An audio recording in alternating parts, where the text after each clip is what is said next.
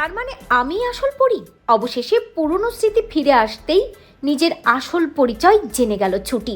প্রতিজ্ঞা ধারাবাহিকে দেখা যায় ছুটিকে নিয়ে ঠাকুর ঘরে গিয়ে ছুটির হাতে চুড়ি পরিয়ে ছুটিকে নিজের পুত্রবধূ হিসেবে গ্রহণ করে নেয় অভির মা। তবে ছুটি ভাবতে থাকে সে কি পারবে এই সম্পর্কের মর্যাদা রাখতে।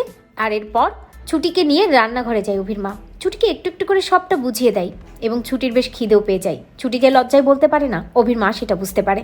আর অভির মা ছুটিকে নিজেই কিছুটা খাবার দিয়ে বলে, নাও খেয়ে নাও, কারণ আমিও তো একদিন এই বাড়িতে বউ হয়ে এসেছিলাম।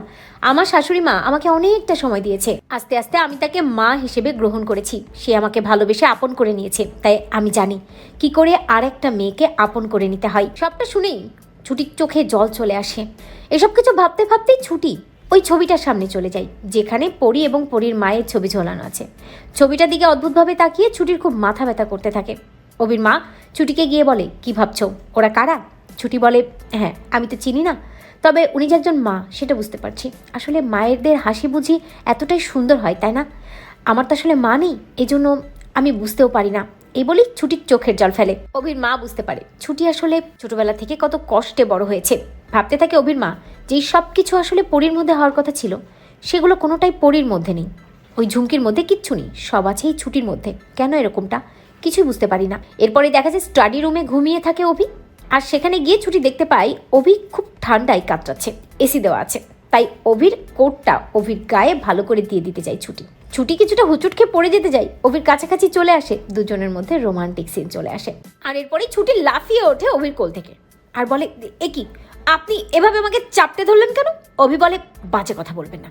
আমি আপনাকে চাপটে ধরেছি নাকি আপনি আমার মুখের সামনে এসে দাঁড়িয়েছিলেন, কোনটা? ছুটি বলে, সে তো আপনার ঠান্ডা লাগছিল, তার জন্য আপনার গায়ে ওটা দিয়ে দিতে গিয়েছিলাম, মানুষের উপকার করতে নেই। ঠিক আছে, আমি চলে যাচ্ছি। এই বলে ছুটি যখন ঘর থেকে বের হতে চাই, হঠাৎ ছুটির চোখে পড়ে অভির টেবিলের উপর একটা ফটো ফ্রেম রাখা আছে, যেখানে অভির সাথে পরীর ছবি রাখা আছে এবং কিছু ছোটবেলার খেলনাও রাখা আছে, যেগুলো দেখে ছুটি কিছুটা অবাক হয় এবং ওগুলো হাতে নেয়। আর তারপর ছুটির আবারও মাথা ব্যথা হতে থাকে।